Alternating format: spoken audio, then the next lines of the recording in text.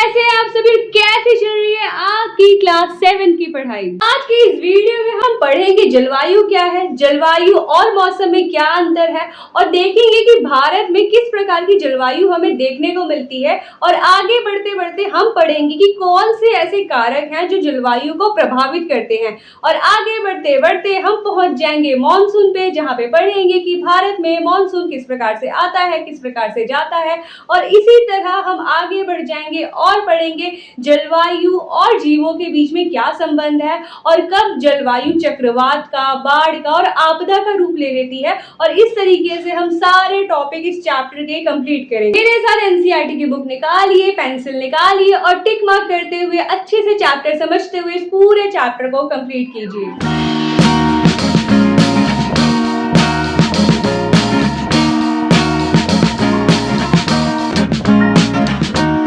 अपने चैप्टर का नाम है भारत की जलवायु, जिसमें हम बेसिकली पूरी जलवायु के बारे में डिस्कस करने वाले हैं। तो जो सबसे पहला टॉपिक है हमारा मौसम और जलवायु में अंतर, जो कि बहुत ज्यादा इंपॉर्टेंट है, लर्न कर लेना है आपको इस टॉपिक को, बहुत इंपॉर्टेंट है। आप समझते हैं क्या होता है मौसम, क्या होता है जलवायु, दोनों में क्या अंतर होता है। तो जैसे मान लीजिए आप सुबह उठे और आपने देखा अरे बारिश हो रही है, स्कूल की तो छुट्टी हो गई। फिर जैसे जैसे दोपहर का टाइम हुआ धूप निकल गई, और जैसे जैसे शाम का टाइम हुआ, रात का टाइम हुआ, आपको थोड़ी ठंड सी महसूस होने लगी।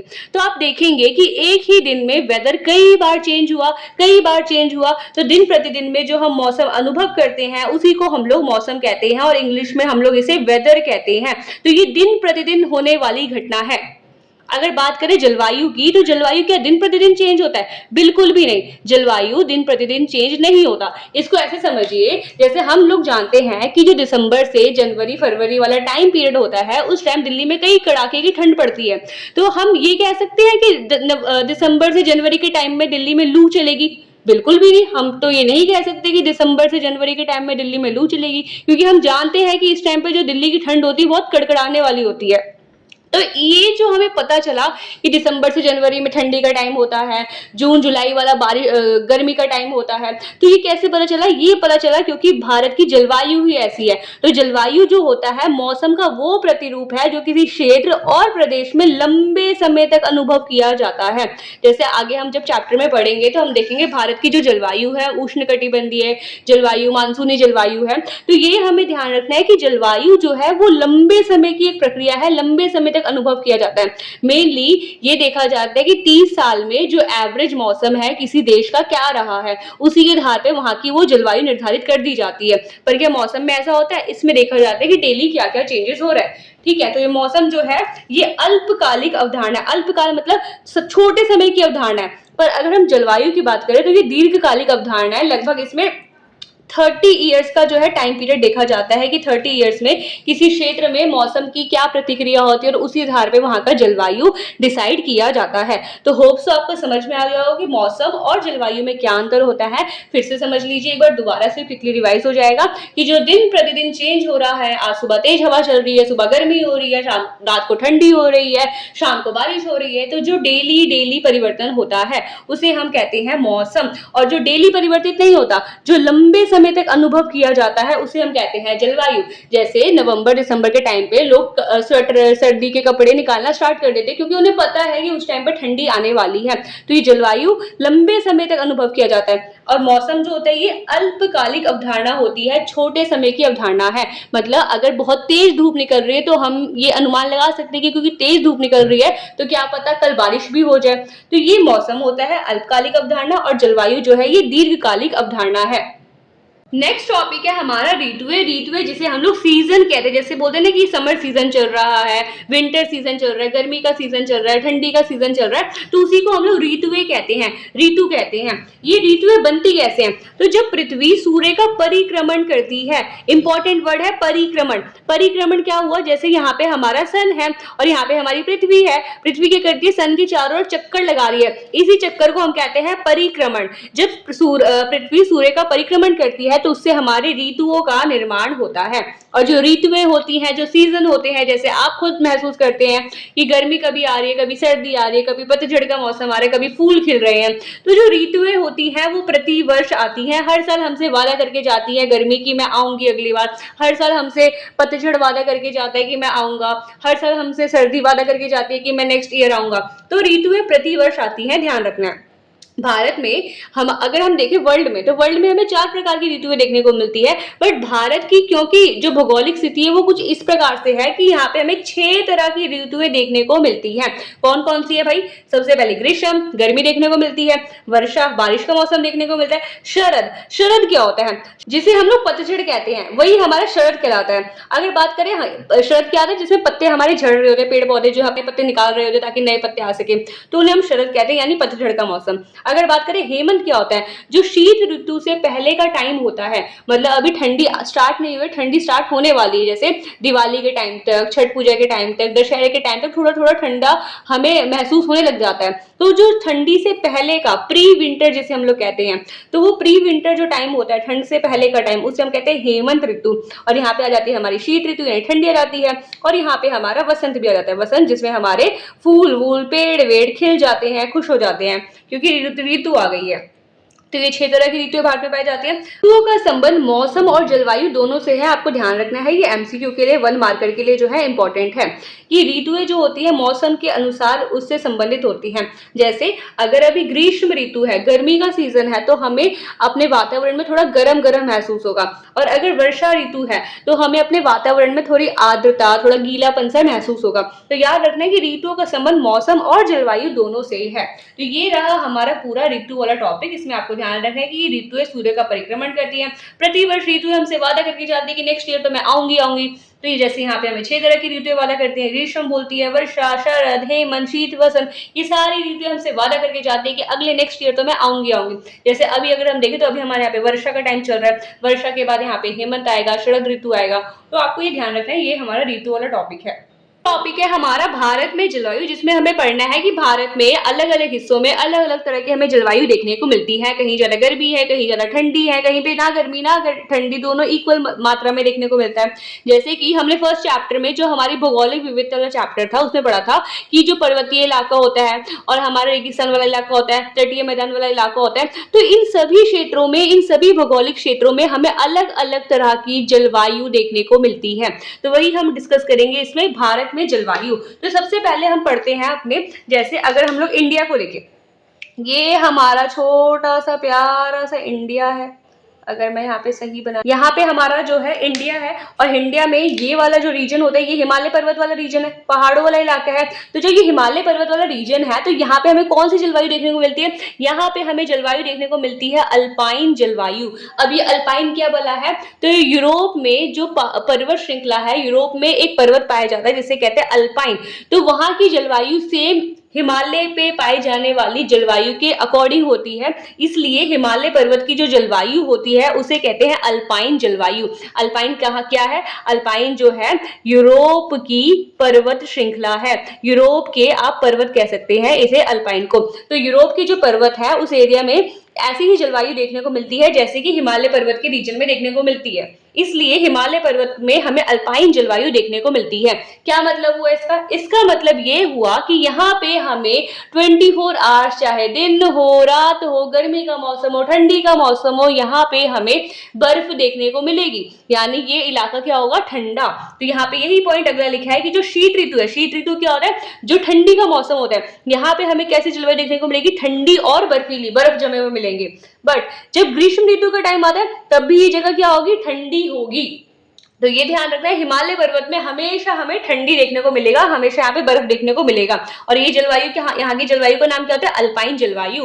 1 मार्कर में क्वेश्चन पूछा जा सकता है कि हिमालय पर्वत में किस प्रकार की जलवायु देखने को मिलती है? तो अल्पाइन जलवायु देखने को मिलती है। अब बात करते हैं, ये हमारा हिमालय रीजन था। अब हिमालय रीजन से जब नीचे आते हैं, ये वाला जो रीजन है हमारे, ये वाला जो इलाका है, तो यहाँ पे जो है हमें देखने को मिलती है जलवायु समशीतोष्ण जलवायु। अब ये समशीतोष्ण क्या बोला है? तो समझिए देखिए यहाँ पे ये क्या बना है, ये हमारा छोटा सा पृथ्वी है। पृथ्वी के बीच से हमारी काल्पनिक रेखा जा रही है जिसे हम लोग भूमध्य रेखा कहते हैं, जो कि 0 डिग्री की होती है। और यहाँ पे क्या जाती है, यहाँ पे जाती है कर्क रेखा, यहाँ पे क्या जाती है, यहाँ पे जाती है मकर रेखा।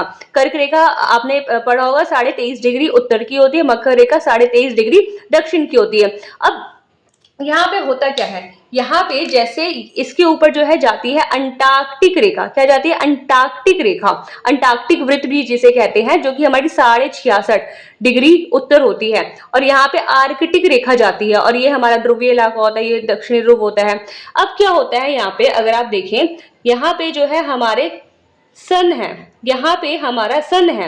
अब सन की जब रोशनी, सूरज की जब किरण पड़ रही है तो सीधी कहाँ पे पड़ रही है, इस रीजन में सूरज की किरण सीधी पड़ रही है। तो ये जो रीजन होगा, मुझे बताइए, आपके सर के पास ही एकदम सूरज रख दिया है, आपको गर्मी लगेगी नहीं लगेगी, लगेगी। तो ये वाला रीजन भी क्या होता है, बहुत ही उष्ण होता है, उष्ण होता है, तो इसलिए इसे कहते हैं उष्ण कटिबंधीय क्षेत्र।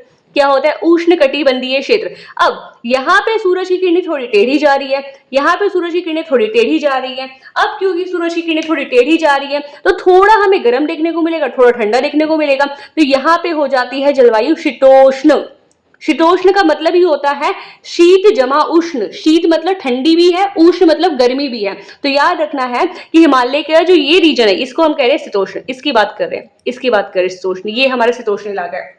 अब यहाँ पे बोला कि जो हिमालय का निचला क्षेत्र है वहां पे समशीतोष्ण जलवायु देखने को मिलती है। ये हमने देख लिया कि ये हमारा रीजन जो होता है ये शीतोष्ण होता है। अब इसका भारत से क्या लेना देना है, तो अगर आप यहाँ पे भारत की स्थिति देखेंगे तो यहीं पे ना हमारा यही 23.5 डिग्री, आपको पता है कि कर्क रेखा से भारत गुजरती है, यहाँ पे जो है हमारी भारत की स्थिति है, यहाँ पे हमारा प्यारा सा भारत है। तो यहीं पे जो है ये कौन सा एरिया जा रहा है, ये वाला जब हिस्सा जो भारत का जो ये वाला हिस्सा है ये कौन से एरिया में आ रहा है, समशीतोष्ण वाले एरिया में आ रहा है। तो यहाँ पे जलवायु भी कौन सी होगी, समशीतोष्ण जलवायु होगी। दोबारा समझिए, इंपॉर्टेंट है, मुझे लग रहा है आपको नहीं समझ में आया, दोबारा समझिए। हिमालय का जो निचला क्षेत्र होता है, ये निचला क्षेत्र है, ये निचला क्षेत्र है हमारा, वहां पे कौन सी जलवायु है, समशीतोष्ण, शीत जमा उष्ण, शीत जमा उष्ण यानी गर्मी भी है ठंडी भी है। समशीतोष्ण जलवायु पाया जा रहा है। अब ये समशीतोष्ण क्या बोला होता है, तो बीच से हमारी यहाँ पे भूमध्य रेखा जाती है, ये हमारी कर्क रेखा होती है, ये हमारी मकर रेखा होती है। अब सूरज की किरणें जाती है सीधी, जब सीधी जा रही हैं तो ये वाला रीजन क्या होता है, बहुत ही गर्म हो जाता है, गर्म हो जाता है, तो इसे कहते हैं उष्ण कटिबंधीय क्षेत्र। क्या कहते हैं, उष्ण कटिबंधीय क्षेत्र कहते हैं। अब सूरज की किरणें यहाँ पे क्या जा रही है, टेढ़ी जा रही है, ये हमारा होता है आर्कटिक वृत्त, अंटार्कटिक वृत्त, और ये होता है आर्कटिक वृत्त। अब सूरज की किरणें अंटार्कटिक वृत्त पे क्या जा रही है, तिरछी जा रही है, तो ये रीजन क्या होगा, समशीतोष्ण। समशीतोष्ण मतलब शीत भी है उष्ण भी है, ठंडी भी है गर्मी भी है। तो यहाँ पे जैसे मैं अगर भारत के बनाने की कोशिश करूं तो ये जो है हमारा भारत का रीजन यहाँ पे देखने को मिलता है। तो ये कौन से रीजन में आ रहा है, ये हमारे समशीतोष्ण रीजन में आ रहा है। तो इसलिए हिमालय का जो निचला क्षेत्र होता है वो समशीतोष्ण जलवायु वहां देखने को मिलती है। मतलब यहाँ पे ना अधिक ठंडी होगी ना अधिक गर्मी होगी, क्योंकि जलवायु क्या है, शीत जमा उष्ण,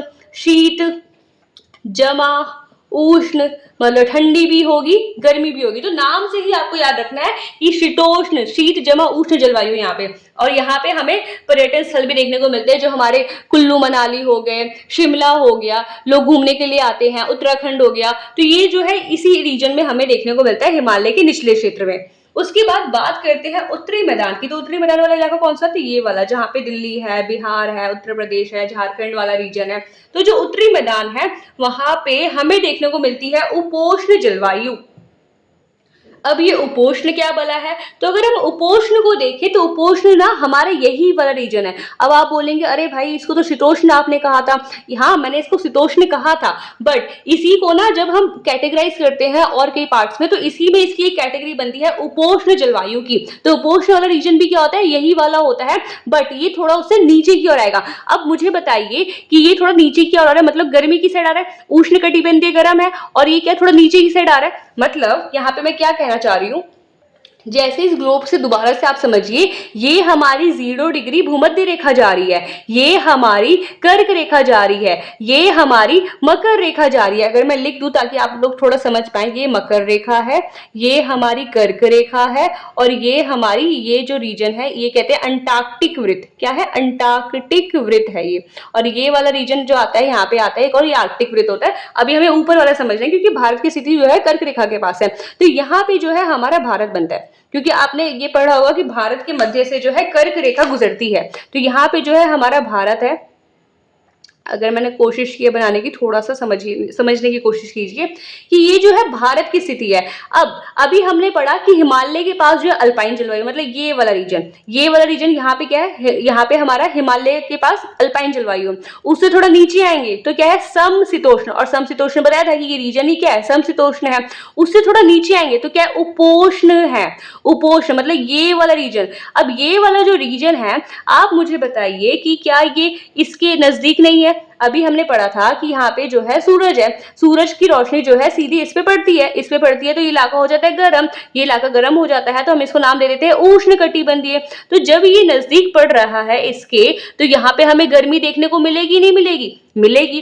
तो वही हमारा उत्तरी मैदान वाला इलाका है जहां पे हम लोग रहते हैं, वहां पे उपोष्ण जलवायु देखने को मिलती है। मतलब गर्मी में बहुत अधिक गर्म, ठंडी में बहुत अधिक ठंडी। जैसे यहाँ वाला जहाँ पे हम लोग रहते हैं, आप खुद महसूस कर रहे होंगे कि यहाँ पे हमें मई जून का जो टाइम आता है बहुत ज्यादा झुलसाने वाली गर्मी देखने को मिलती है, लू देखने को मिलता है। बट क्या इन दोनों रीजन में हमें लू देखने को मिलेगा? बिल्कुल भी नहीं। यहाँ पे क्योंकि जलवायु का डिफरेंस है, यहाँ पे उपोष्ण जलवायु है, यहाँ पे समशीतोष्ण जलवायु है।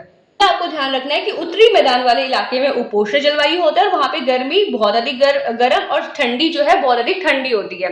तो ये आपको होप सो समझ में आया। अब हम लोग भारत के और निचले हिस्से की ओर बढ़ते हैं। है भारत के मरुस्थल पे, मरुस्थल जिसे रेगिस्तान भी कहा जाता है, और भारत का सबसे बड़ा मरुस्थल हमारा थार मरुस्थल है। आप मुझे कमेंट करके बताइए कि भारत का सबसे बड़ा ठंडा मरुस्थल कौन सा है? कमेंट कीजिए जल्दी से। ये मैंने आपको पढ़ा रखा है जो थार मरुस्थल है। थार मरुस्थल कहाँ पे? जो ये वाला हमारा रीजन है, ये वाला जो रीजन है इसमें हमारा थार मरुस्थल है। तो यहाँ की जलवायु होती है शुष्क। मरुस्थल से नाम से प्रचलित, मरुस्थल मतलब रेगिस्तान वाला इलाका। रेगिस्तान वाला इलाका है तो वहां पे जलवायु भी कैसी होगी? शुष्क, सूखी जलवायु होगी। तो यहाँ की जलवायु हमें शुष्क देखने को मिलती है। और सबसे इंटरेस्टिंग बात, यहाँ पे एक ही दिन में लोग गर्मी का भी एहसास करते हैं, ठंडी का भी एहसास करते हैं, क्योंकि यहाँ पे जो दिन होते हैं बहुत ज्यादा गर्म होते हैं और रात जो है बहुत ज्यादा ठंडी होती है। और क्योंकि नाम ही है इसका मरुस्थल, तो वर्षा क्या होगी? बहुत कम होगी। तो याद रखना है थार मरुस्थल में शुष्क जलवायु है, दिन बहुत अधिक गर्म होती है, रात बहुत अधिक ठंडी होती है। यहाँ पे दोनों तरह के टेम्परेचर लोगों को देखने को मिलते हैं। यहाँ पे आपका क्वेश्चन ऐसे पूछा जा सकता है कि भारत का कौन सा भौगोलिक क्षेत्र है जहां पे दिन अधिक गर्म और रात अधिक ठंडी होती है? तो आपको याद रखना है वो स्थल है हमारा थार मरुस्थल। उसके बाद आते हैं हम लोग तटीय मैदान पे। तटीय इलाका कौन सा है? ये अपना इंडिया है। इंडिया के बाद यहाँ पे हमारा अरब सागर है, यहाँ पे बंगाल की खाड़ी है। तो जो ये वाला रीजन होता है ये हमारा तटीय मैदान होता है। तो तटीय मैदान पे होती है उष्ण कटिबंधीय जलवायु। अभी मैंने आपको पहले थोड़ी देर पहले बताया था कि भारत के बीच से जा रही है काल्पनिक रेखा यानी भूमध्य रेखा। भूमध्य रेखा के इधर क्या जा रहा है? ये कर्क रेखा है, ये मकर रेखा है, यहाँ पे सूरज है। सूरज की रोशनी सीधी पड़ रही है, तो इलाका क्या होगा? बहुत गर्म होगा। बहुत गर्म होगा तो इसका नाम क्या रख दिया? उष्ण कटिबंधीय। उष्ण कटिबंधीय है तो यहाँ पे गर्मी भी बहुत अधिक होगी क्योंकि सूरज की रोशनी सीधी जा रही है। तो यही बोला जा रहा है यहाँ पे कि जो तटीय मैदान वाला इलाका होता है, अगर मैंने यहाँ पे जैसे मैंने आपको बताया था कि कर्क रेखा के पास हमारी इंडिया है, इंडिया को अगर मैं यहाँ पे बनाने कोशिश करूं तो ये जो है हमारी इंडिया की स्थिति है। मैंने थोड़ा अच्छे से नहीं बनाया बट आप समझने के लिए समझिए कि ये जो दक्षिण वाला हिस्सा है तटीय मैदान है। तटीय मैदान किसके नजदीक है? उष्ण कटिबंध के नजदीक है। उष्ण कटिबंध के नजदीक है तो आप मुझे बताइए वहां पे गर्मी होगी या नहीं होगी? आप कहेंगे अरे भाई गर्मी तो होगी। तो यही बात यहाँ पे मैं बता रही हूँ कि तटीय मैदान में उष्ण कटिबंधीय जलवायु है और ये के पास हमें इस रीजन में देखने को मिल रहा है। यहाँ पे भारी वर्षा होती है, यहाँ पे चावल मसाले बहुत बड़ी मात्रा में उगाए जाते हैं। उसके बाद बात करें दक्कन पठार। दक्कन कौन सा रीजन आता है? ये वाला रीजन आता है। ये पठार होते हैं हमारे यहाँ पे, ये दक्कन वाला रीजन है। तो यहाँ पे अब मुझे बताइए कौन सी जलवायु पाई जाएगी? अर्धशुष्क जलवायु पाई जाएगी। उष्ण कटिबंधीय जलवायु भी हम इसे कह सकते हैं। उसके बाद अगर पूर्वी भारत पे जाए और प्रायद्वीप पे जाए, प्रायद्वीप हमारे यही वाला जो इलाका है, यही हमारा प्रायद्वीप वाला इलाका कहलाता है, और ये जो पूर्वी भारत वाला इलाका है, तो सिंपल सा कौन सी जलवायु होगी, आप कहेंगे उष्णकटिबंधीय जलवायु होगी, क्योंकि ये उष्णकटिबंध के पास देखने को मिल रहा है। तो होप्स तो आपको ये समझ में आ गया होगा। यहाँ पे हमारा सन है, यहाँ पे हमारा सूरज है, तो सूरज की जो रोशनी होती है वो कहाँ सीधी जा रही है, इधर जा रही है सीधी। अगर आप देखिए इधर सीधी जा रही है, जब इधर सीधी जा रही है तो जो ये वाला रीजन है ये बहुत ही गर्म हो जाएगा, और गर्म होने के कारण इसी क्षेत्र को हम कहते हैं उष्णकटिबंधीय क्षेत्र।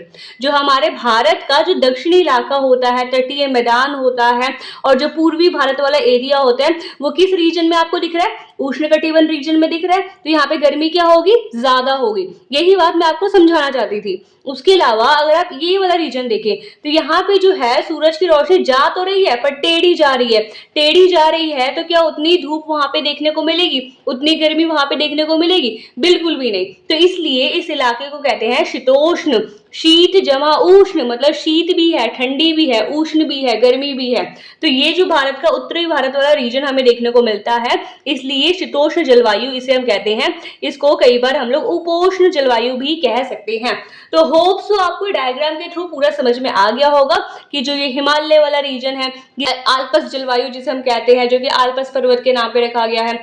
इसके अलावा उत्तरी मैदान वाला इलाका देखेंगे, हिमालय के नीचे वाला इलाका देखेंगे, तो उसमें हमें यहाँ पे शीतोष्ण जलवायु देखने को मिलता है। इसके अलावा जो प्रायद्वीपीय पठार वाला रीजन है, तटीय मैदान वाला रीजन है, पूर्वी भारत वाला रीजन है, वहां पे हमें गर्मी ज्यादा देखने को मिलेगी क्योंकि वो उष्ण कटिबंधीय क्षेत्र में आ रहे हैं। तो होप्स आपको ये वाला समझ में आ गया होगा।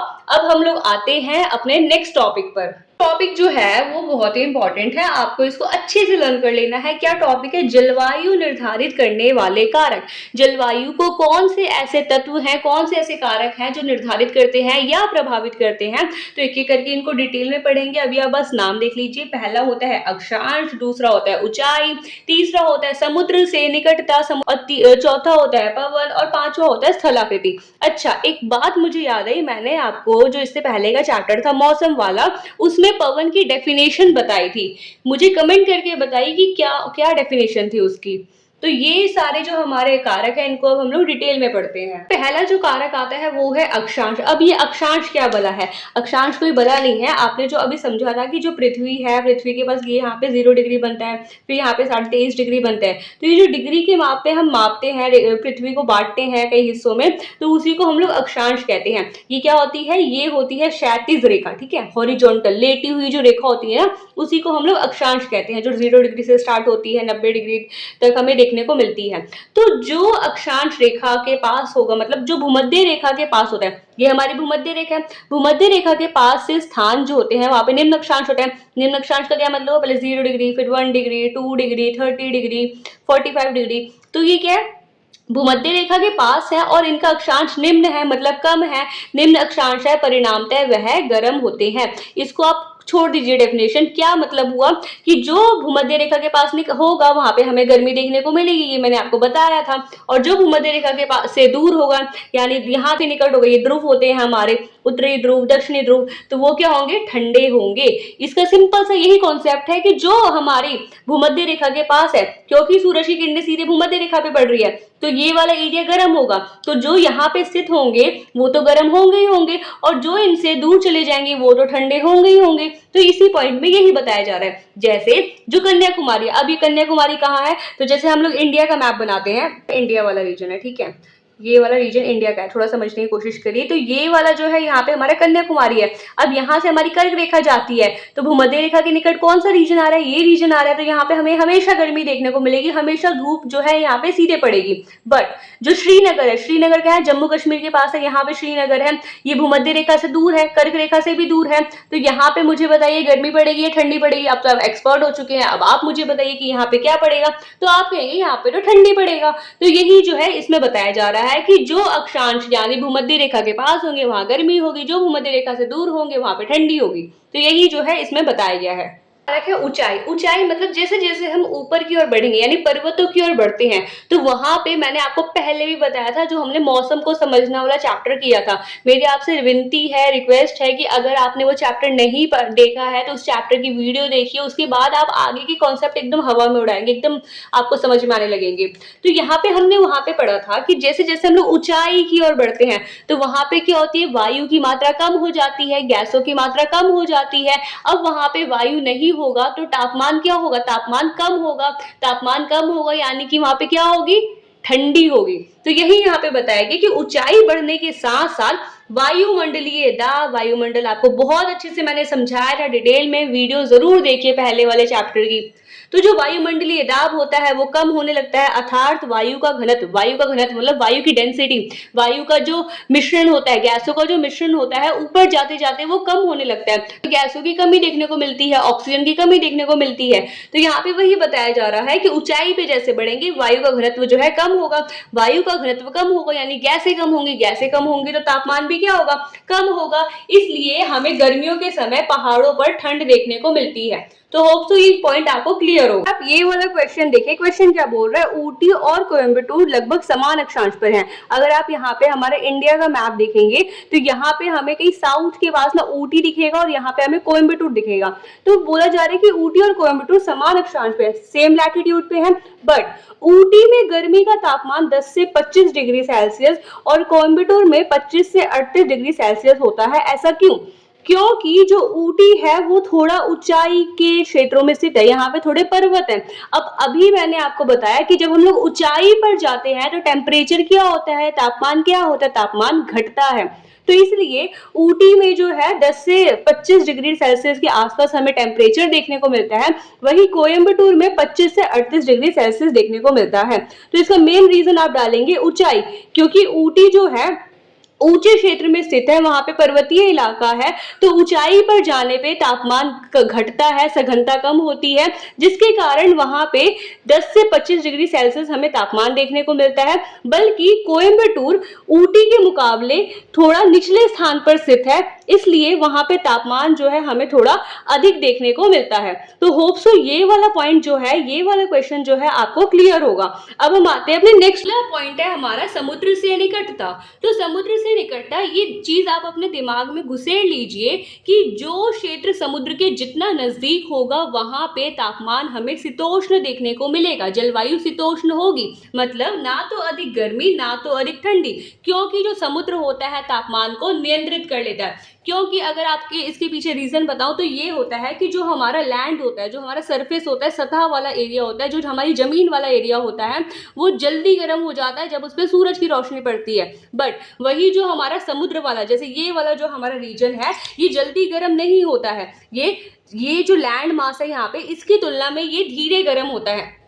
तो इस वजह से यहाँ पे हमें शीतोष्ण जलवायु देखने को मिलता है। तो ये पॉइंट आपको याद रखना है, जितना कोई चीज समुद्र से जितना पास होगा वहां पे ना तो अधिक गर्मी ना तो अधिक ठंडी होगी। एग्जाम्पल जैसे यहाँ पे मैंने लिखा है कि जो मुंबई है, अगर आप देखिए ये हमारा मुंबई वाला एरिया समुद्र के पास है, पानी के पास है, पानी के पास होगा तो वहां पे ना तो अधिक गर्मी होगी ना तो अधिक ठंडी होगी। मतलब वहां पे अगर आप देखें ना तो सर्दियों में भी लोग हाफ स्लीव्स के जो है शर्ट्स पहनते हैं, टी शर्ट्स पहनते हैं। क्यों? क्योंकि वहां पे जो समुद्र के पास वो एरिया स्थित है और वहां पे जो तापमान है ना तो ज्यादा गर्म होता है ना तो ज्यादा ठंडा होता है, मॉडरेट तापमान वहां पे देखने को मिलता है।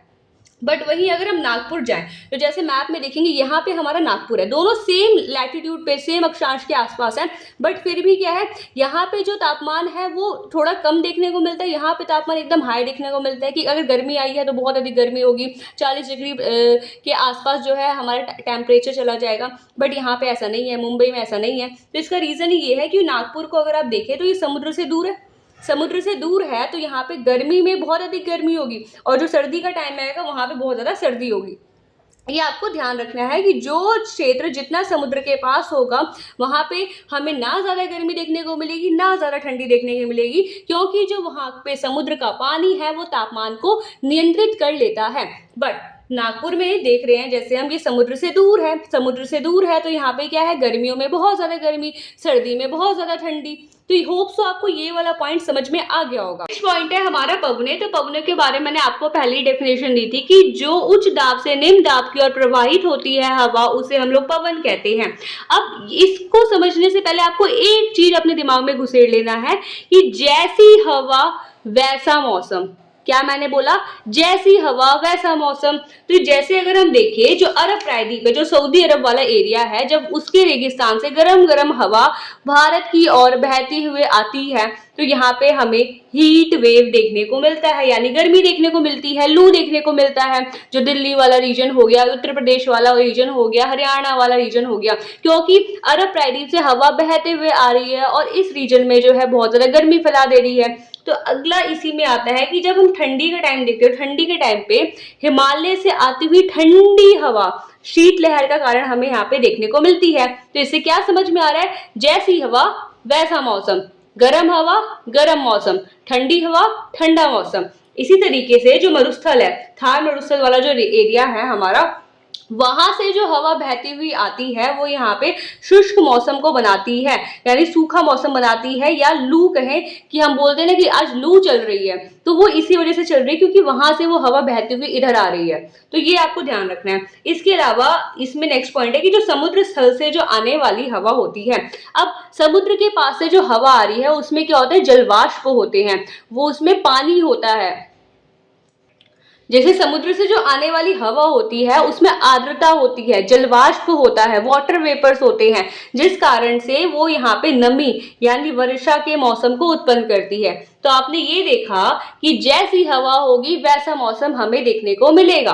तो होप सो आपको ये टॉपिक क्लियर होगा। हमारा जो कारक आता है वो होता है स्थल आकृति। अब स्थल आकृति का मतलब क्या है? इसको अगर आप वर्ड को तोड़ेंगे, एक बात बता दो, जब भी आप ज्योग्राफी पढ़े ना तो उसमें वर्ड को तोड़ के पढ़ेंगे तो आपको बहुत अच्छे से समझ में आएगी ज्योग्राफी। क्योंकि कई बार होती है ज्योग्राफी जो है हमारे सर के ऊपर से निकल रही होती है, बट अगर हम वर्ड का मतलब समझने की कोशिश करें तो ज्योग्राफी चुटकियों में हो सकती है।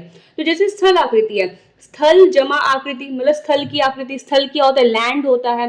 तो किसी क्षेत्र के धरातल पर जो पहाड़ होते हैं, घाटियां होती है, ढलान होता है, तट होते हैं, ये सारे स्थल ही तो है, ये सारी जमीन ही तो है, ये सारे सरफेस ही तो है। तो इन्हीं को हम स्थल आकृति कहते हैं। अब ये पहाड़, घाटियां, ढलान, तट, ये कैसे प्रभावित करते हैं हमारी जलवायु को? तो ये सबसे इंपॉर्टेंट जो है प्रभावित करते हैं और सबसे इंपॉर्टेंट होते हैं ये। जैसे अगर हम लोग देखें हिमालय पर्वत जो है, जैसे अगर आप इस मैप के थ्रू समझे, ये जो है हमारा इंडिया है, इंडिया के पास यहाँ पे जो है हमारा हिमालय पर्वत देखने को मिलता है। अब हिमालय पर्वत यहाँ पे खड़ा है, बट क्या होता है, रूस से और साइबेरिया वाले जो एरिया है ना, वहां से ठंडी ठंडी हवाएं बहते हुए आती है, क्योंकि ये पूरा एरिया जो है जमा हुआ है। अब ये जमा हुआ है, यहाँ पे पूरा बर्फ है, तो यहाँ से जब ठंडी हवाएं नीचे की ओर आती हैं तो जो यहाँ का हिमालय पर्वत है इन ठंडी हवाओं को रोक देता है, भारत में आने से रोक देता है। इससे क्या फायदा होता है इंडिया को? इससे ये फायदा होता है कि जो ये उत्तरी मैदान वाला इलाका है ये जमता नहीं है, वरना आज तो दिल्ली हो गया, प्रदेश हो गया, झारखंड हो गया, हरियाणा हो गया, ये आपको जमे हुए मिलते। तो हिमालय इंपॉर्टेंट है या नहीं है? बहुत इंपॉर्टेंट है, क्योंकि मध्य एशिया से आने वाली ठंडी हवाओं को रोकता है, जिससे उत्तर भारत में अधिक ठंड हमें देखने को नहीं मिलती है। और अगर आप एग्जांपल के थ्रू समझना चाहें तो जैसे हमारे राजस्थान वाला इलाका है, राजस्थान में क्या है? थार मरुस्थल है। अब जैसे आप ये डब्बे में इस डायग्राम के थ्रू समझे, यहाँ पे जो है हमारा थार मरुस्थल यहाँ पे है, यहाँ पे हमारा पूरा रेगिस्तान है, पूरा रेगिस्तान है। यहाँ पे है अरावली पर्वत। अब ये जो अरावली पर्वत है बहुत इंपॉर्टेंट है, क्यों? क्योंकि ये रेगिस्तान को इधर आने से रोकती है, रेगिस्तान की जो धूल मिट्टी होती है उसको इधर आने से रोकती है, इधर विस्तार करने से रोकती है। वरना अगर ये अरावली पर्वत नहीं होता तो आज जो दिल्ली वाला रीजन है, हरियाणा वाला रीजन है, झारखंड वाला रीजन है, पूरा पूरा रेतीला होता, रेगिस्तान हमें देखने को मिलता। तो इस वजह से अगर हम देखें तो ये जो पर्वत हो गए, घाटियां हो गई, बहुत इंपॉर्टेंट भूमिका निभाते हैं। वरना आज ये अरावली पर्वत नहीं होता तो हमें यहाँ पे देखने को मिलता कि आज हम लोग दिल्ली में हमें ऊंट देखने को मिलते, हमें रेत देखने को मिलती, हमें पानी की कमी देखने को मिलती। तो होप सो ये आपको समझ में आ गया होगा कि स्थल आकृति जो है बहुत इंपॉर्टेंट भूमिका निभाता है। होप सो आप बुक लेके बैठे होंगे, बुक लेके नहीं बैठे तो बुक निकालिए, बुक का पेज नंबर 53 है। 53 पे मुझे एक इंपॉर्टेंट टॉपिक देखा है, उसे नोट कर लीजिए अपनी बुक में। क्या टॉपिक है? अर्बन हीट लैंड, जिसको नगरीय ऊष्मा द्वीप भी कहा जाता है। तो हमने देखा है कि आज हमने पेड़ों वेड़ों को काट के जो है अपने एक सोसाइटी टाइप का बना दिया है, जहां पहले ऊंचे ऊंचे पेड़ हुआ करते थे वहां हमने ऊंची ऊंची बिल्डिंग बना दी है। तो ये जो कंक्रीट की बिल्डिंग होती है, इमारतें होती है, जहाँ जहाँ पे हमें वनस्पति बहुत कम देखने को मिलते हैं, तो ये सारी जो इमारतें होती है ना, उस एरिया से ऊष्मा को बाहर जाने से रोकती है, ऊष्मा को बाहर जाने से रोकती हैं, जिसके कारण वहीं पे जो है ऊष्मा, बहुत ज्यादा गर्मी हमें देखने को मिलती है, बहुत ज्यादा डेंसिटी देखने को मिलती है। तो यही है, इसे कहते हैं नगरीय ऊष्माद्वीप। यहां से टिक कीजिए, ऐसे शहर जिनमें बड़ी संख्या में इमारतें और अन्य कंक्रीट संरचनाएं होती हैं और वनस्पति बहुत कम होता है, ये सभी वहां से ऊष्मा को बाहर जाने से रोकती है। ऐसे स्थान आसपास के क्षेत्रों की तुलना में बहुत गर्म हो जाते हैं, जिन्हें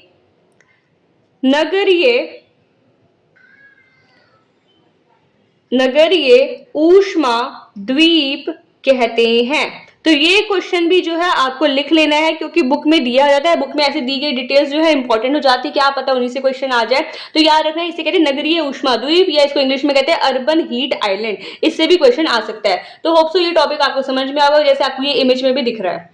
बढ़ते हैं तो टॉपिक आता है हमारा मॉनसून। मॉनसून का मतलब क्या होता है? तो इस शब्द की उत्पत्ति अरबी भाषा के शब्द मौसम से हुई है, जिसका अर्थ होता है ऋतु। जैसे नहीं बोलते कि मॉनसून आ गया दिल्ली में, मॉनसून आ गया इंडिया में, तो मतलब बारिश का मौसम आ गया। मॉनसून सुनते ही आपके मन में बारिश आने लग जाता होगा।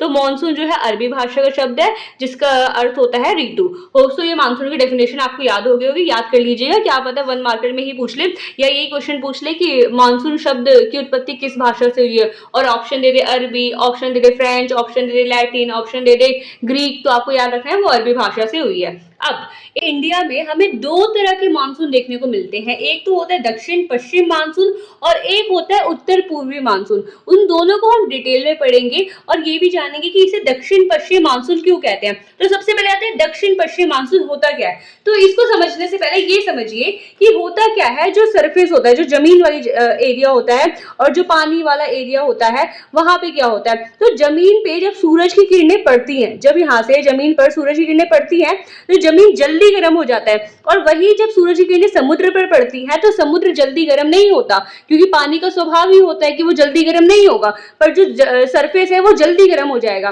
तो फिर यहाँ पे क्या होता है कि यहाँ पे ये सरफेस बहुत ज्यादा गर्म हो जाता है। अब यहाँ पर होती है बहुत सारी वायु, बहुत सारी हवा, और पानी में भी होती है बहुत सारी हवा, बट क्योंकि सरफेस गर्म हो गया, बहुत ज्यादा गर्म हो गया, बहुत ज्यादा गर्म हो गया ये जमीन, जब जमीन गर्म होगा तो यहाँ की वायु होगी ऊपर की ओर उठने लग जाएगी, ऊपर की ओर उठने लग जाएगी। तो आप मुझे बताइए, क्या यहाँ पे वायु होगा? आप कहेंगे नहीं, यहाँ की तो वायु सारी ऊपर उठ गई है। जब यहाँ की सारी हवा ऊपर उठ गई है तो यहाँ पे क्या होगा, यहाँ पे कोई वायु नहीं है, तो ये एरिया बन जाएगा निम्न दाब का क्षेत्र। निम्न दाब का मतलब है कि यहाँ पे कोई दाब ही नहीं है, यहाँ पे कोई प्रेशर ही नहीं है वायु का।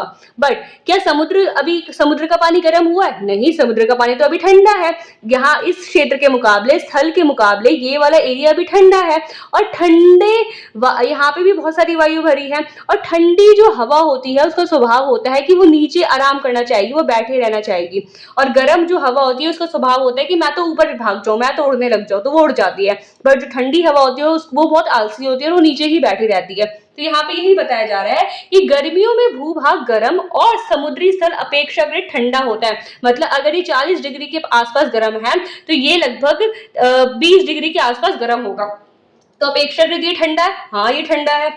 इससे क्या होता है, जो भूभाग पर होता है वहां पे निम्न दाब का क्षेत्र बनता है, लो प्रेशर का क्षेत्र बनता है। मतलब यहाँ पे बहुत कम गैसें देखने को मिलती है, क्योंकि सारी गैस ऊपर चली जाती है। और वही समुद्री स्थल पर हमें उच्च दाब का क्षेत्र देखने को मिलता है, क्योंकि वहां पे जो है गैसें बनी रहती हैं, वो नीचे की ओर बैठी रहती हैं। तो यहाँ पे बहुत सारी गैस है। अब जब हमने चैप्टर पढ़ा था तो हमने पवन की डेफिनेशन देखी थी। पवन का क्या होता है? पवन उच्च दाब से निम्न दाब की ओर प्रवाहित होती है। तो अब क्योंकि ये उच्च दाब का क्षेत्र है, क्योंकि ये निम्न दाब का क्षेत्र है, तो अब आप मुझे बताइए, यहाँ से हवा आएगी, यहाँ से हवा बहना स्टार्ट होगी और बहते बहते कहाँ आ जाएगी? निम्न दाब के क्षेत्र की ओर आएगी। तो यही बोलता है कि पवन सदैव उच्च दाब से निम्न दाब की ओर प्रवाहित होती है। अगर हम इसे इंडिया के कॉन्टेक्स्ट में समझे तो यहाँ पे आपको पता है यहाँ पे बहुत ज्यादा पानी है, और ये वाला जो इलाका है यहाँ पे पानी कम है, यानी ये भूभाग है और यहाँ पे पानी है। तो जल्दी गर्म कौन होगा? जब सूरज की किरणें पड़ेंगी तो ये भूभाग वाला एरिया जल्दी गर्म होगा, और ये जल्दी गर्म नहीं होगा, जिससे यहाँ पे बनेगा उच्च दाब का क्षेत्र और यहाँ पे बनेगा निम्न दाब का क्षेत्र। और पवनें कैसे बहती है? उच्च दाब से निम्न दाब की ओर बहती है। तो फिर होगा क्या? तो फिर यही होगा कि यहाँ से जो है यहाँ से पवनें बहेंगी इस साइड की ओर, इस साइड की ओर बहना स्टार्ट करेंगी। अब क्या होता है, हमारी ना यहाँ पे बहुत सारे पर्वत होते हैं, सतपुड़ा के पर्वत है, विंध्य के पर्वत है, तो यहाँ पे कई सारी पर्वत होती हैं जिससे जो है ये हवाएं टकराती हैं, और जब ये हवाएं टकराती हैं तो बादल बरस के नीचे की ओर पानी गिराती हैं, बारिश करती हैं, और यही हमारे इंडिया में मानसून को ले आता है। और यही हवाएं जब धीरे धीरे ऊपर की ओर बढ़ती हैं तो जुलाई से लेकर सितंबर के मौसम में हम लोग देखेंगे कि यहाँ पे हमें बारिश का मौसम देखने को मिलता है। तो यही लिखा है कि परिणामतः समुद्री पवनें नमी लाती हैं। अब इन पवनों में क्या है, इन पवनों में नमी है जिसके कारण ये भूभाग से टकराती है और मानसून वर्षा करती है। अब आप पूछेंगे कि इसे हम दक्षिण पश्चिम मानसून क्यों कह रहे हैं। दक्षिण पश्चिम मानसून इसलिए कह रहे हैं, इसको समझने से पहले आपको दिशाओं का ज्ञान होना चाहिए। अब दिशाओं का ज्ञान कैसे, जैसे ये वाला जो डायरेक्शन अगर हम देखें तो ये हमारी कौन सी दिशा होती है, ये हमारी उत्तर दिशा होती है। ये कौन सी दिशा होती है, ये हमारी दक्षिण दिशा होती है। और ये हमारी जो है पूर्व दिशा होती है, और ये हमारी पश्चिम दिशा होती है। अब हमारी ये चार दिशाओं के अलावा चार और दिशाएं होती हैं, जैसे ये वाली दिशा, ये वाली दिशा, ये वाली दिशा और ये वाली दिशा। अब इस दिशा का नाम क्या है, क्योंकि ये उत्तर और पूर्व के बीच में बन रही है तो इस दिशा का नाम होगा उत्तर पूर्व दिशा। अगर इसकी बात करें, इसका नाम बताइए, इसका क्या होगा, ये दक्षिण और पूर्व के बीच में, तो ये कौन सी दिशा है, दक्षिण पूर्व दिशा। अब आप मुझे बताइए इस दिशा का नाम क्या है, दक्षिण है और ये पश्चिम है, तो दिशा का नाम क्या होगा, दक्षिण पश्चिम दिशा। सेम इस दिशा का आप मुझे कमेंट करके नाम बताइए।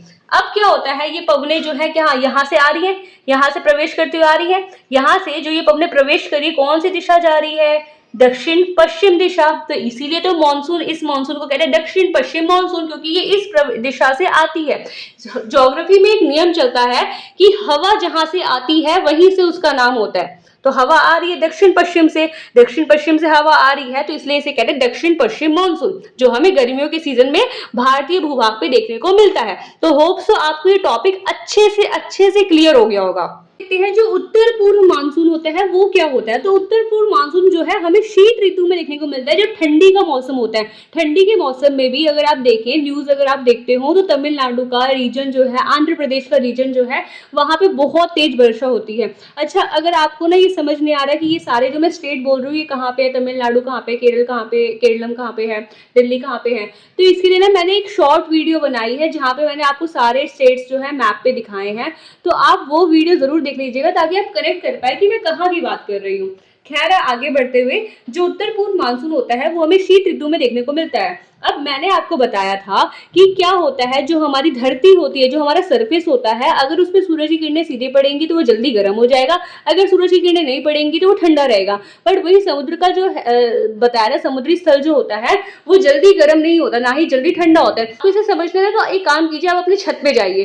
अभी देखिए, अगर धूप निकली है बहुत तेज तो आपको जो छत का सरफेस होगा, छत की जो जमीन होगी वो बहुत गर्म होगी, बट उसी टाइम आप जरा अपने नल का पानी खोलिए, क्या नल का पानी उतना गर्म लगेगा? नहीं लगेगा। यही तो बात आपको बता रही हूँ कि जो हमारा स्थल होता है, जो हमारी जमीन होती है, जो भूभाग होता है, वो बहुत जल्दी जो है तापमान के अकॉर्डिंग परिवर्तित हो जाता है। अगर तापमान गर्म है तो जमीन भी जल्दी गर्म हो जाएगी, पर वही उसी टाइम जो समुद्री स्थल है वो जल्दी गर्म नहीं होगा। बट अगर बात करें जब वहां पे ठंडी है तो जो सरफेस है, जो जमीन है, वो जल्दी ठंडा हो जाएगा, बट पानी जल्दी ठंडा नहीं होगा। तो यहाँ पे यही बात बताइए कि भूभाग ठंडा, शीत ऋतु में जो भूभाग होता है वो ठंडा हो जाता है, और समुद्री स्थल अपेक्षाकृत कम ठंडा होता है पर बहुत कम ठंडा होता है। अब इससे क्या होता है, इससे ये होता है कि जो हमारा भूभाग है, हमारा जो सरफेस है, हमारा जो जमीन वाला एरिया है और जो हमारा पानी वाला एरिया है। अब आप मुझे बताइए कि मैंने आपको बताया था कि जो हवा होती है उसका स्वभाव क्या होता है, कि जो गर्म हवा होती है वो ऊपर उठना चाहती है, बट क्या ठंडी हवा ऊपर उठना चाहती है? नहीं भाई, वो तो आलसी है, वो तो चाहेगी मैं सो जाऊं, मेरे को नहीं जाना कहीं भी, और गर्म हवा ऊपर की ओर उठती है।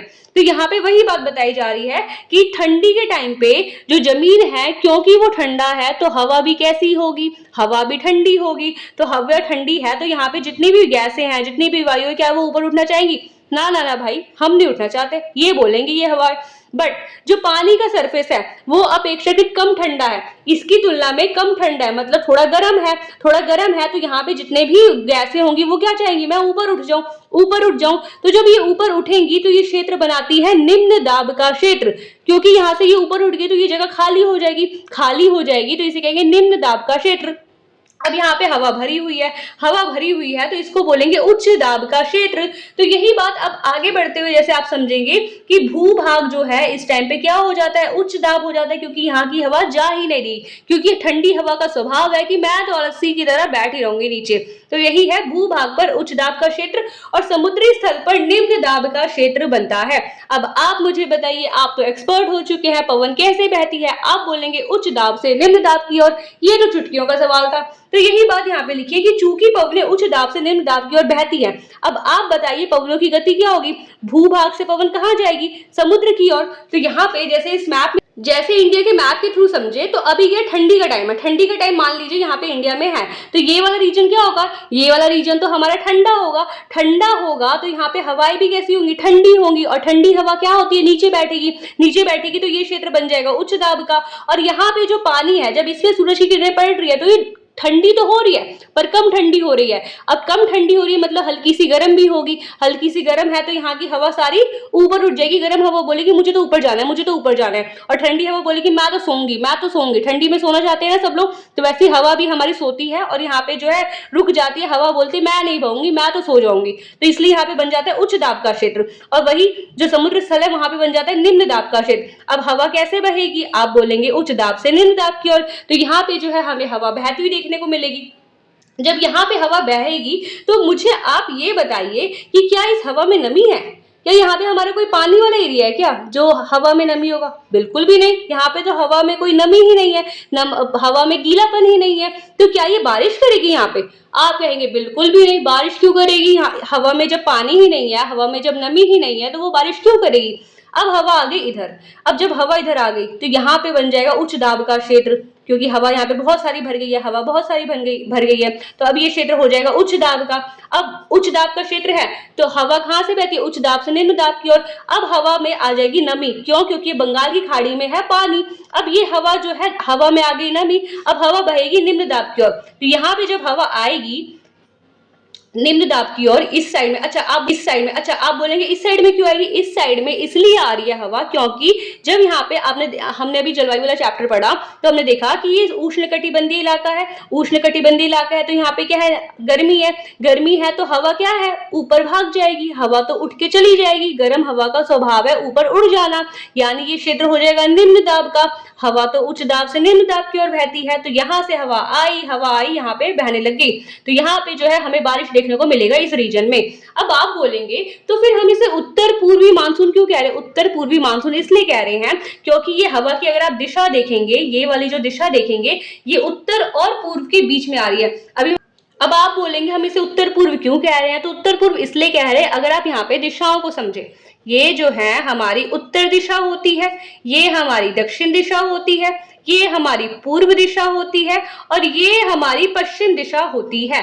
अब अगर आपने देखा हो यहाँ पे तो ये जो है दिशा कैसे आ रही है, ऐसे आ रही है, ऐसे आ रही है, तो ये कौन सी डायरेक्शन बना रही है, ऐसे आ रही है, कैसे आ रही है, ऐसे आ रही है, तो ये कहां से आ रही है, यहां से आ रही है। अभी मैंने आपको बताया हवा जहां से आती है वहां से उसका नाम होता है। हवा कहां से आ रही है, उत्तर पूर्व से, इसलिए इस मानसून को भी हम क्या कह रहे हैं, उत्तर पूर्व मानसून कह रहे हैं। तो होप सो मैंने जैसा आपको समझाना चाहा है वैसा आपको समझ में आ गया होगा।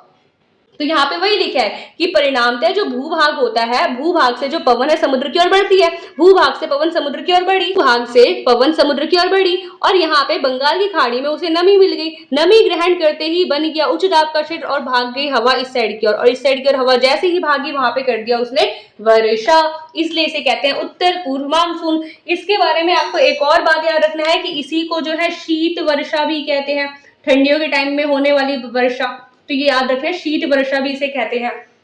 तो होप सो आपको ये मानसून वाला टॉपिक पूरी तरीके से क्लियर होगा। भी समझ नहीं आया तो आप इसको एक बार और देखिए वीडियो को, मैं गारंटी दे रही हूँ आपको समझ में आएगा, और अगर नहीं समझ आया तो आप कमेंट कर दीजिए, मैं आपके लिए इसके लिए शॉर्ट वीडियो भी बना दूंगी। इंपॉर्टेंट चीज दिखी कि सबसे अधिक वर्षा कहाँ पे होती है, तो भारत में सबसे अधिक वर्षा हमें मेघालय के मौसिनराम में देखने को मिलती है। अधिक वर्षा भारत में कहाँ होती है, तो आपको ध्यान रखना है मौसिनराम में होती है, और मौसिनराम कहाँ पे है, मेघालय में है। इससे पहले नेक्स्ट टॉपिक पर आने से पहले आप सभी अपने लिए तालियां बजाइए, क्योंकि आपने बहुत सारे जो इंपॉर्टेंट टॉपिक इस चैप्टर के लिए सारे कंप्लीट कर लिए, जो थोड़े समझने लायक थे और जो थोड़े इंपॉर्टेंट भी थे और थोड़े मुश्किल भी थे। तो आपने यहाँ तक सारा टॉपिक कंप्लीट कर लिया, सारे टॉपिक आपको समझ में आ गए हैं। थैंक यू सो मच, यहाँ तक आपने सारे टॉपिक को बहुत ही पेशेंस के साथ देखा, पेशेंस के साथ समझा। अब यहाँ से जो हमारे आगे के 2-3 टॉपिक और बचे हैं, बहुत चुन्नू मुन्नू से टॉपिक है, उसको हम फटाफट कंप्लीट कर लेंगे और जल्दी से टॉपिक को देखते हैं। टॉपिक क्या है, जलवायु का जीवन में महत्व। हमारे जीवन में जलवायु कैसे इंपॉर्टेंट भूमिका निभाता है, तो बहुत इंपॉर्टेंट भूमिका निभाता है, बल्कि ये हमारी संस्कृति से जुड़ा हुआ है। हमारे कई सारे ऐसे त्योहार होते हैं, जैसे छठ पूजा हो गया, पोंगल हो गया, लोसर हो गया, ये सारे जो त्योहार होते हैं जो भारत के अलग अलग क्षेत्रों में मनाए जाते हैं, ये जलवायु से ही तो जुड़े हुए हैं। जैसे हम देखें यहाँ पे बिहू हो गया, जो कि असम में फसलों की कटाई से जुड़ा हुआ है। मकर संक्रांति, जो कि सूरज के उत्तरायण में जाने से ये त्योहार संबंधित है। इसके अलावा शरद पूर्णिमा, शरद ऋतु के आगमन के टाइम शरद पूर्णिमा का त्योहार मनाया जाता है। इसके अलावा सरहुल जो है बिहार के रीजन में, झारखंड के रीजन में मनाया जाता है। जब पेड़ों पर नई पत्तियां आने लग जाती हैं, फूल खिलने लग जाते हैं, तो वहां के आदिवासियों द्वारा सरहुल त्योहार मनाया जाता है। इसके अलावा वसंत पंचमी, जो वसंत के आगमन को दिखाता है। तो हमारे कई सारे ऐसे त्योहार हैं जो जलवायु से इंटरलेटेड है, जलवायु से पूरी तरह जुड़े हुए हैं। तो इस तरीके से देख रहे हो, जलवायु बहुत इंपॉर्टेंट है। अगर दूसरी बात करें तो मनी के रूप से, अर्थव्यवस्था के मुकाबले भी, अर्थव्यवस्था के नजरिए से भी जो जलवायु है बहुत इंपॉर्टेंट है। कैसे? क्योंकि अगर आप देखें, हमारे भारत की अधिकांश जनसंख्या खेती पे निर्भर है, कृषि पर निर्भर है। तो कृषि के लिए आपको पानी चाहिए, मौसम भी अच्छा होना चाहिए, तो इसमें भी जलवायु इंपॉर्टेंट भूमिका निभाता है। इसके अलावा जो औद्योगिक गतिविधि होती है, औद्योगिक गतिविधि का मतलब क्या है, फैक्ट्रियों में जो उत्पादन होता है उसमें कई ऐसे प्रोडक्ट होते हैं जो कि मौसम के अनुकूल उत्पादित किए जाते हैं। तो औद्योगिक गतिविधि भी जो है मौसम और जल पर निर्भर है, और यही जो है हमारा जलवायु कहलाता है। तो यहाँ पे आपने देख लिया कि जलवायु जो है हमारे जीवन में बहुत इंपॉर्टेंट भूमिका निभाता है। जलवायु नहीं तो कुछ भी नहीं। नेक्स्ट टॉपिक है हमारा जलवायु और आपदा। हम इसमें देखेंगे कैसे जलवायु आपदा के रूप में परिवर्तित हो जाती है। नेक्स्ट इसमें हमारा टॉपिक आता है चक्रवात, जो कि आपदा का रूप कैसे लेते हैं वो देखेंगे। तो हमने देखा है कि कुछ विशेष परिस्थितियों में वायु का प्रभाव जो होता है समुद्र से स्थल की ओर होता है। जैसे ये इंडिया का अगर हम रीजन देखें तो यहाँ पे जो है समुद्र है, समुद्र है, समुद्र है, समुद्र है, समुद्र है, समुद्र। तो समुद्र से स्थल की ओर जब वायु का प्रवाह होता है और वो अपने साथ नमी लाती है, वर्षा लाती है, और जब यही वायु का प्रभाव बहुत तेज होता है, बहुत तेजी से वायु आ रही है, पवन की गति बहुत तेज है, तो ऐसी स्थिति में उत्पन्न हो जाता है चक्रवात। उसी को हम लोग चक्रवात कहते हैं। जैसे इसे नॉर्मल भाषा में हम लोग आंधी तूफान भी कहते हैं कि बहुत तेज आंधी आ रही है, बहुत तेज तूफान आ रहा है। क्यों हो रहा है? क्योंकि पवन की गति जो आ रही है समुद्र से स्थल की ओर, उच्च दाब से निम्न दाब की ओर, वो बहुत तेजी से आ रही है। तो इसी कारण से चक्रवात का निर्माण होता है। अगर आप अपनी बुक खोलेंगे, बुक में आपको यहाँ पे ये चीज जो है नोट करना है, इंपॉर्टेंट है ये वाला, 1 मार्कर के लिए भी आ सकता है, एमसीक्यू में भी पूछा जा सकता है। क्या है ये कि चक्रवात की आंख जो है किसे कहा जाता है? तो जैसे ही पवन नमी एकत्र करती है, समुद्र से आ रही है पवन, समुद्र से आ रही है, स्थल की ओर बढ़ रही है, तो वो जो समुद्र से पवन आ रही है उसमें क्या है? नमी है। तो जब पवन नमी एकत्र करती है, बादल बनाती है। हम ये आपने साइंस में भी पढ़ा होगा कि जब वायु में, हवा में हमारी नमी है, जल वाष्प है, तो वो ऊपर की ओर वाष्पीकृत होता है, वाष्पीकृत होकर बादल में जाता है और बादल का रूप ग्रहण कर लेते हैं। तो वो बादल बनाती है और बाहर से अवदाब केंद्र की ओर घूमती है। यह केंद्र जो बादल रहित होता है, केंद्र जो बादल रहित होता है, जिसमें बादल नहीं बन रहा है, उसे चक्रवात की आंख कहा जाता है। यहाँ पे जैसे आप इमेज में भी देख रहे होंगे कि इमेज में क्या दिखाया जा रहा है, तो यहाँ पे आपको बीच में गोल सा दिख रहा होगा जो कि आंख की तरह दिख रहा है, तो इसी को हम लोग चक्रवात की आंख कहते हैं। तो ये वाला क्वेश्चन जो है आपको अपनी बुक में टिक कर लेना है। बुक नहीं निकाली है तो अभी ये वीडियो को पॉज करके यहीं से अपने नोट्स में लिख लीजिए, या तो बुक में टिक कर लीजिए। क्योंकि बाढ़ क्या होता है? जो शुष्क भूमि पर जल का अति प्रवाह होना। शुष्क भूमि मतलब सूखी भूमि, सूखी भूमि पर जब बहुत भारी मात्रा में जल बहने लग जाता है तो उसे बाढ़ कहते हैं। अच्छा, आप बोलेंगे क्या जो जमीन है वो जल को अवशोषित नहीं करता? जमीन जमीन जल को तभी अवशोषित कर पाएगा जब वहां पे पेड़ पौधे लगे हो। पेड़ पौधों की जो जड़ें होती हैं वो जल को अवशोषित कर लेती हैं, बट हमने तो पेड़ पौधे ही काट दिए। जब हमने पेड़ पौधे काट दिए तो बताइए बाढ़ जैसी घटना देखने को मिलेगी या नहीं मिलेगी। एक और रीजन है बाढ़ का, और रीजन है बाढ़ का, तो वो है कंक्रीट सतह। कंक्रीट सतह मतलब जो जैसे आप इमेज में देख रहे हो ऐसे पत्थर जो है रोड बनाने में, सड़कें बनाने में यूज होती हैं, जिसकी वजह से जो धरती की अवशोषण की क्षमता है, पानी को सोखने की क्षमता है, वो खत्म हो चुकी है, जिस कारण हमें जो है बाढ़ देखने को मिलता है। यूपी हो, बिहार हो, केरला वाला रीजन हो, तो याद रखना है कि बाढ़ क्या होता है, शुष्क भूमि पर जल का अति प्रवाह होना, बहुत तेजी से प्रवाहित होना बाढ़ कहलाता है।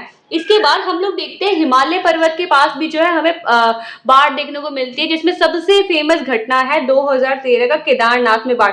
आप अपने पेरेंट्स से पूछिएगा या आप गूगल पे सर्च कीजिएगा, ये बहुत खतरनाक बाढ़ थी जो कि केदारनाथ मंदिर के पास आई थी। ये किस वजह से आई थी? हिमनदीय विस्फोट की वजह से।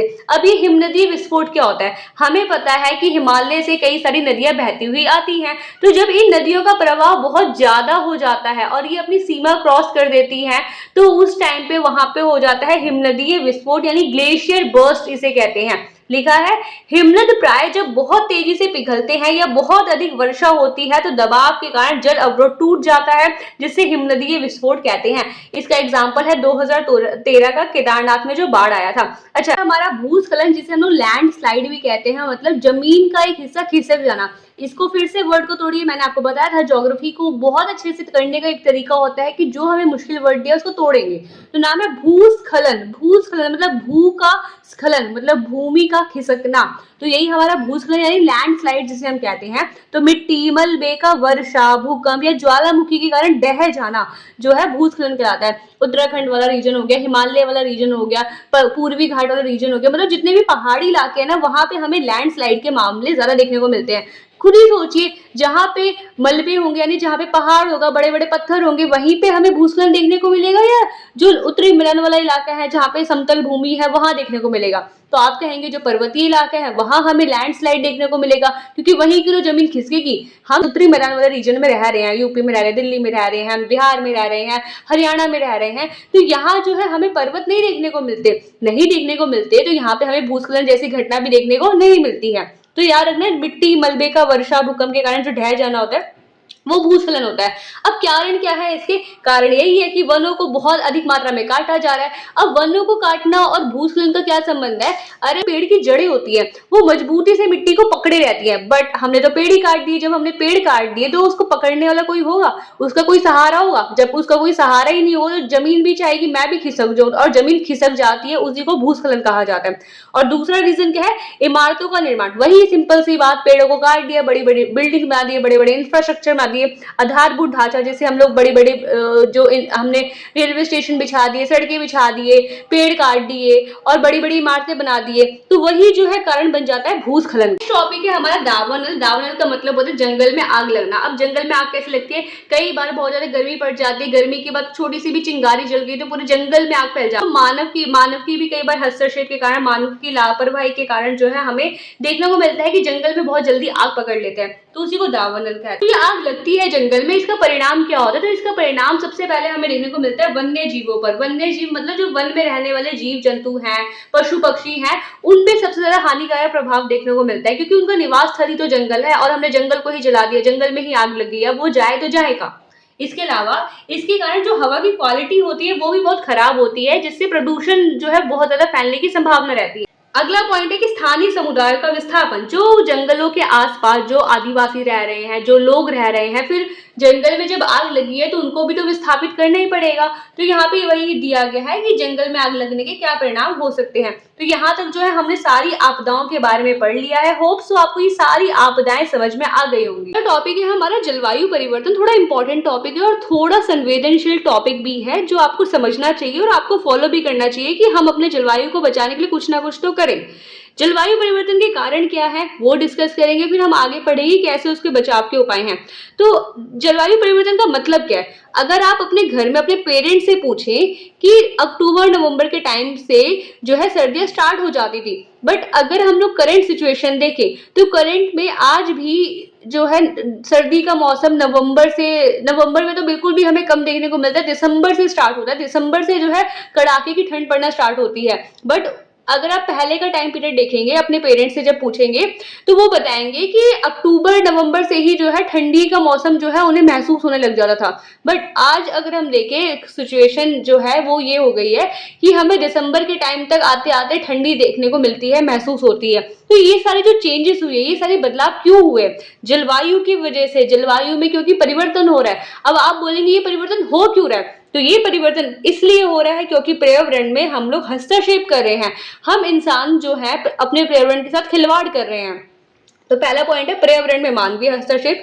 दूसरा है जीवाश्म ईंधन का जलना। अब आप बोलेंगे जीवाश्म ईंधन क्या होता है, तो उससे पहले अपनी बुक निकालिए और बुक में मेरे साथ टिक करिए कि जीवाश्म ईंधन क्या होता है। जैसे आपको ये पेज नंबर है, पेज नंबर 62, पेज नंबर 62 में छोटा सा आपको बॉक्स में दिया गया जीवाश्म ईंधन क्या है। सबसे पहले समझिए जीवाश्म ईंधन क्या होता है। लाखों करोड़ों साल पहले पृथ्वी पे डायनासोर रहा करते थे, पृथ्वी पे कई सारे सूक्ष्म जीव, पेड़ पौधे, कीट पतंग ये सब रहा करते थे। अब जब जो है पृथ्वी खत्म हुई, यहाँ पे उल्का पिंड गिरा, जब सब कुछ तहस नहस हो गया, यहाँ पे पूरा आग वाग लग गया था, तो उसकी वजह से क्या हुआ, यहाँ के जो जीव जंतु थे वो भी मर गए। और जब उनकी मृत्यु हो गई तो उनकी जो डेथ बॉडी थी वो नीचे मिट्टी के नीचे दबती गई, दबती गई, दबती गई। और वही जो है आज हम लोग खोद खोद के जो निकाल रहे हैं, वही पेट्रोल के रूप में निकाल रहे हैं, वही डीजल के रूप में निकाल रहे हैं, वही कोयला के रूप में निकाल रहे हैं। तो यही लिखा है, ये ऊर्जा के वे स्रोत हैं जो लाखों वर्ष पहले मृत पौधों और जानवरों के अवशेष से बने थे। जो मैंने आपको बताया, ये लाखों वर्ष से मिट्टी और शैल की परतों या समुद्र के नीचे दबे हुए थे। अब एक के ऊपर मिट्टी की लेयर चढ़ती गई, जिसके कारण ये जो डेथ बॉडी थी नीचे दबते गए, दबते गए, दबते गए। अब आपको ये बात पता होगी कि हम जितना पृथ्वी के नीचे जाएंगे उतना जो है तापमान बढ़ेगा, यानी गर्मी होगी।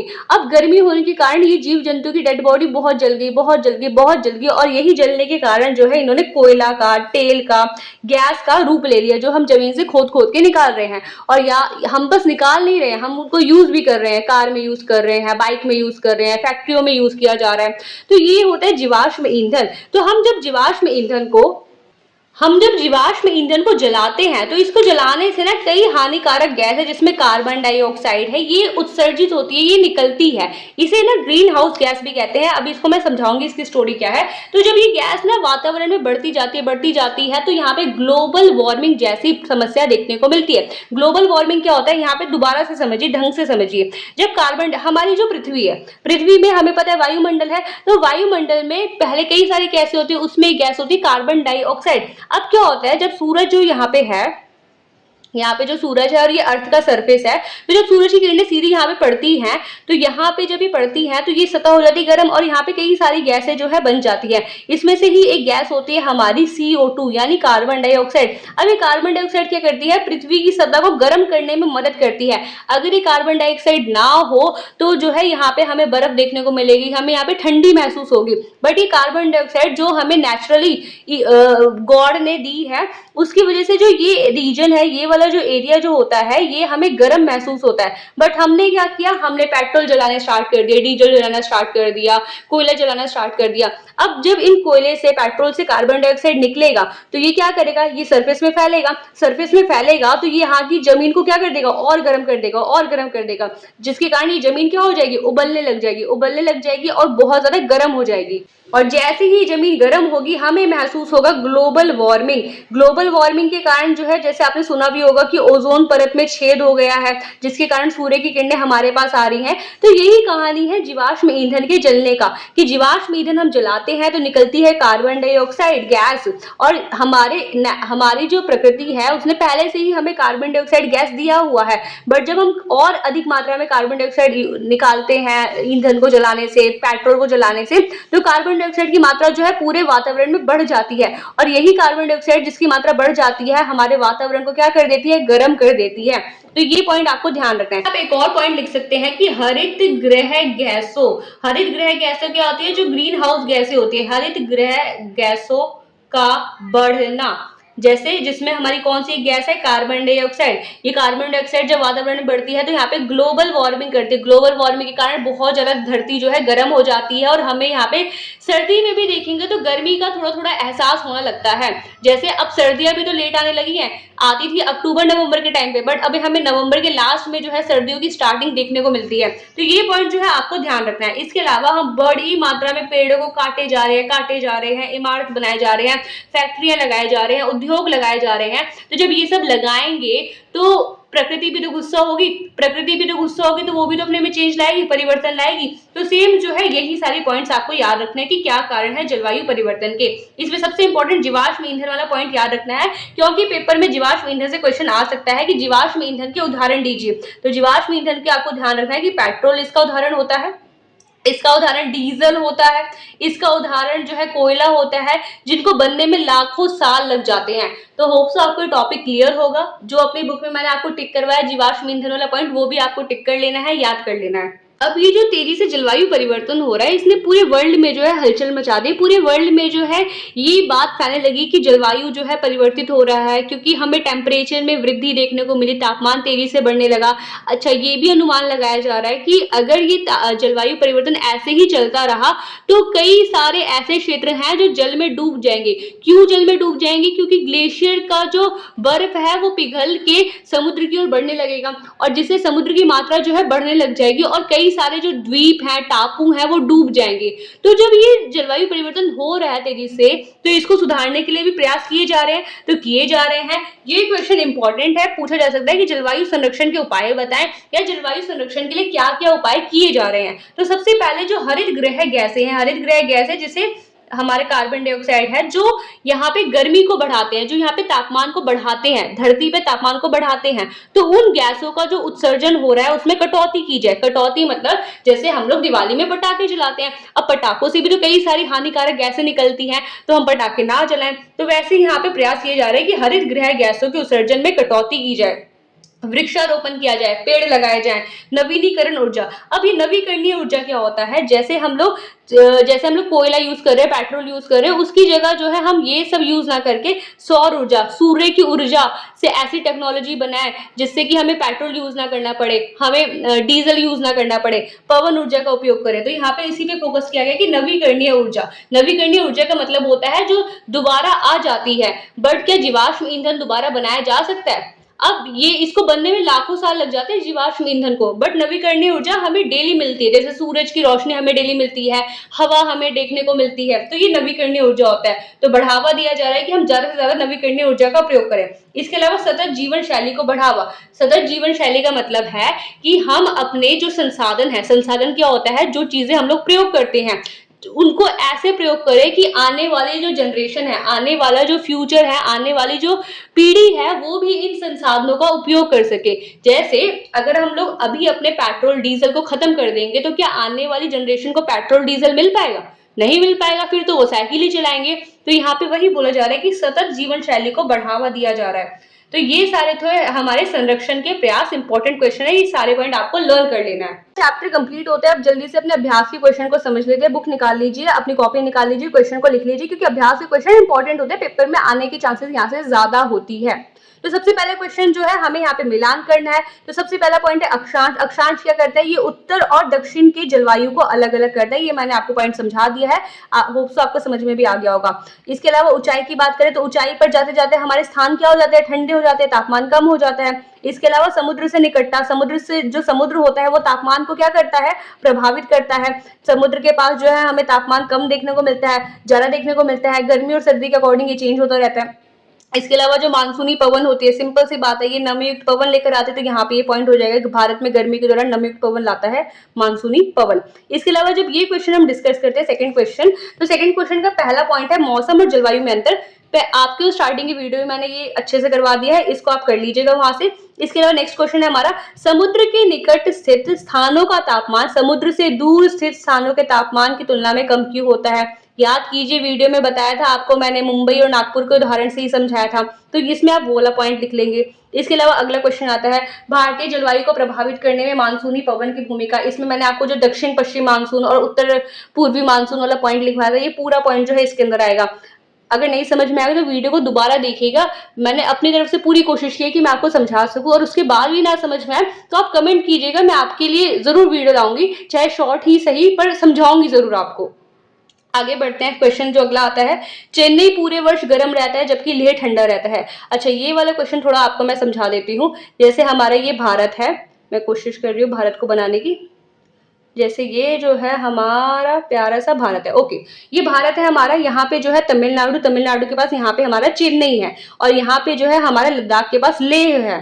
अब बोल रहे हैं कि चेन्नई पूरे वर्ष गर्म रहता है जबकि लेह ठंडा रहता है। याद कीजिए मैंने आपको ग्लोब के माध्यम से समझी कि चेन्नई जो है ये उष्ण कटिबंध के पास है, तो इसलिए यहाँ पे ज्यादा हमें गर्मी देखने को मिलती है, जबकि जो लेह है वो शीतोष्ण जलवायु के पास है, इसलिए वहां पे हमें ठंडी देखने को मिलती है। इसका भी मैंने आपको डिटेल में समझाया हुआ है, वहां से आप चाहें तो अच्छे से अच्छी आंसर राइटिंग में वर्ड देख सकते हैं। तो ये जो है फर्स्ट और सेकंड क्वेश्चन ही आपको इसमें करना है, मेनली यही इंपॉर्टेंट है। सेकंड क्वेश्चन तो बहुत इंपॉर्टेंट है, ये सारे पॉइंट जो है आपको कर लेना है। और अगर मैं बात करूँ इसमें सबसे इंपॉर्टेंट क्वेश्चन की, तो ये वाला क्वेश्चन है, मौसम और जलवायु में अंतर, चांसेस है इससे आने के क्वेश्चन के, तो आपको इसको अच्छे से कर लेना है। तो हमारा चैप्टर होता है कंप्लीट। ये छोटा सा होमवर्क आपके लिए है, जिससे पता चलेगा कि आपकी अंडरस्टैंडिंग कितनी हुई है इस चैप्टर को लेकर। मुझे कमेंट में जरूर बताइएगा कि आपके 8 में से कितने स्कोर आए इन क्वेश्चंस के। तो यहाँ पे होता है हमारा पूरा चैप्टर समाप्त। ये वीडियो कमेंट करके जरूर बताइएगा चैप्टर समझ में आया नहीं, ये भी बताइएगा। कोई डाउट हो, कोई सजेशन हो तो कमेंट जरूर कीजिएगा, और जुड़े रहिए सोशल सूत्रा 2.0 के साथ। यही वो चैनल है जहाँ पे सोशल साइंस पढ़ाई नहीं फील कराई जाती है, तो सब्सक्राइब कर लीजिए सोशल सूत्रा 2.0 चैनल पे और हमारे साथ जुड़े रहिए। Thank you so much. जय हिंद। मतलब सोशल सूत्रा।